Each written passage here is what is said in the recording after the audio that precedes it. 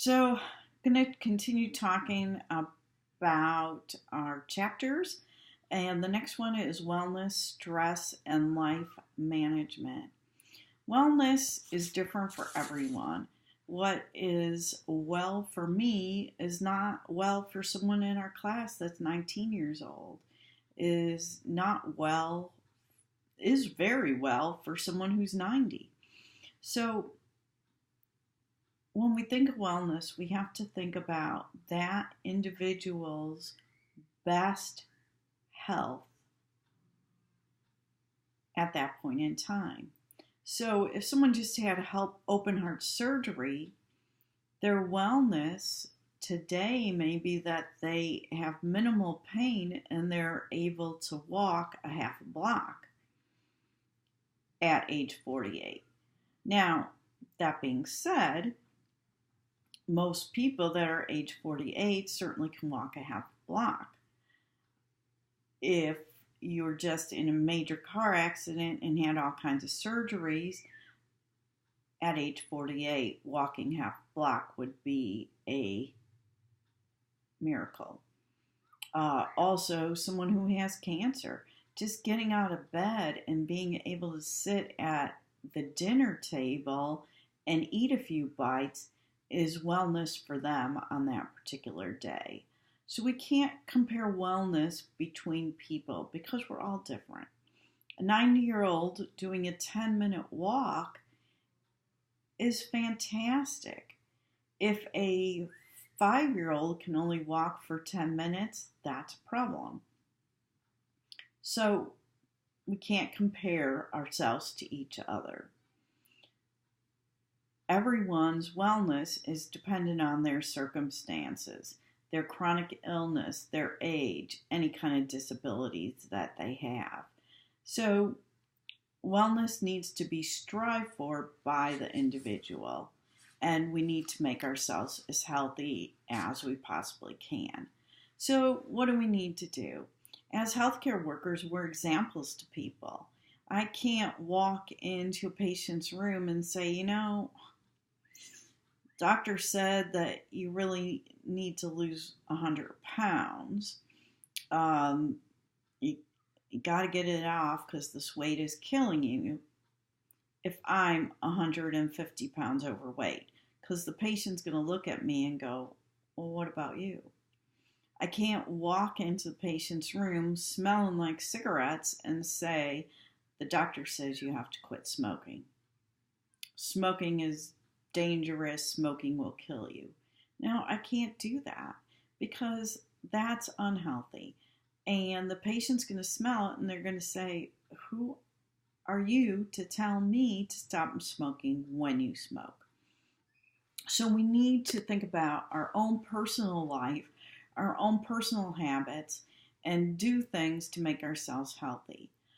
We cannot take care of other people if we're not healthy ourselves. Meaning, if we constantly get colds, if we constantly are sick, if we constantly have a backache, we aren't good for ourselves, let alone other people. So, whatever you need to do to make yourself healthier, you need to do it. Whether it's losing 10 pounds, 15 pounds, or more, or adding exercise to your life, quitting the cigarettes, or getting chronic illnesses that you may have under control. If you're a diabetic but you never check your blood sugar and you just eat whatever you want, that's, certainly not healthy for you. So think about those things and get yourself as healthy as possible. Healthcare jobs are really stressful. We deal with a lot of emotions, a lot of terrible situations that aren't good, and they're stressful. And we all need an outlet for that stress.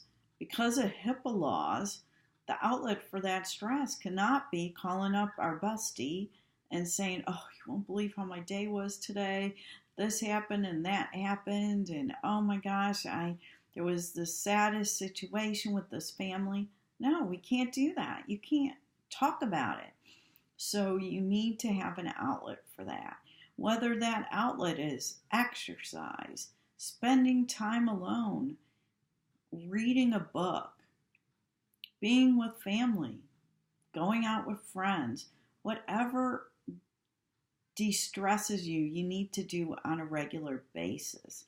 Make sure that you have time to do what makes you happy when you're outside of work. It's so important. And you do have to get regular exercise. Boy, the light keeps changing. It stopped snowing. Oh no, it's still snowing. Okay. I don't know if I'll have school tomorrow or not. So, next topic, OSHA regulations. OSHA is Occupation Safety and Health Administration. It is a federal agency that protects healthcare workers. What OSHA does is it makes laws and regulations that employers must follow. And those rules and regulations are subject to inspection at any time. What does that mean? That means in our labs in Allied Health, OSHA can come in anytime. OSHA's by the federal government, and they can do an inspection. Are the needles, dirty needles, in the red containers? Are needles locked up? Are people eating in the lab, which they're not allowed to do because there's blood in there? Are people drinking in there, which is another OSHA regulation? You can't eat or drink near body fluids. So OSHA does things like mandate that people that work in Boeing in certain departments must have ear protection, and they have to provide it. They also have to have goggles for certain employees if their eyes are at risk. If they're crawling around in a plane belly somewhere, they have to have knee pads. So OSHA makes regulations to protect employees. They also have regulations on hours that can be worked in some professions. So if you guys were all in Woodway 108 and you were eating and OSHA decided to walk in, the school would be fined, and it can be up to $1,000 per event.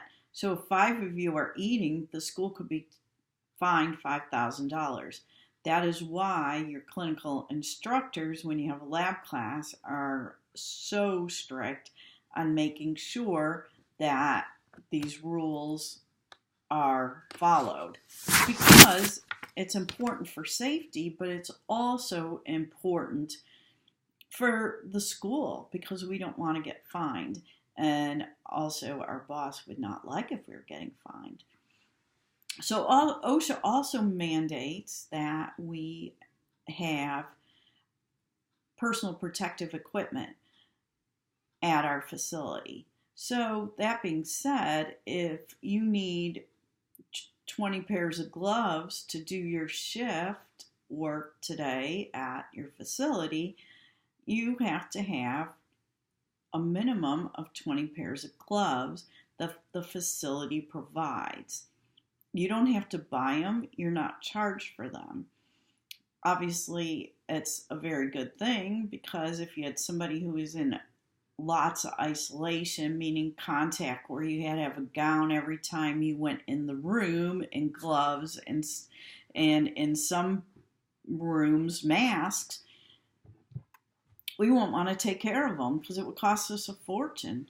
If I had to go in there 5 times a day and I had to have 5 gowns and 20 pairs of gloves and 5 or more masks, it would be cost prohibitive for me. What if I ran out of them? What am I going to do? I'd have to borrow them from a coworker. Hey, can I borrow a gown? And then tomorrow I have to pay them back with a gown. I constantly have to be stopping at the store to buy that equipment. But that's not what happens. OSHA mandates that the employer provide all safety equipment, which for healthcare workers is all PPE, personal protective equipment. And you'll learn about personal protective equipment more once you get into your clinical classes. So know that OSHA is federal and that they protect the worker. They also do things like say that temperatures in buildings have to be a certain temperature. Temperatures in some areas have to be a certain temperature. So the employer can't have at Edmonds Community College the heat at 50 in my classroom because I'm an employee of the college. So they can't have the classroom at 50 and expect me to work. So lots of protections for the employee because of OSHA. And before OSHA existed, employers didn't have to worry about safety. So it's a very important federal agency that protects us.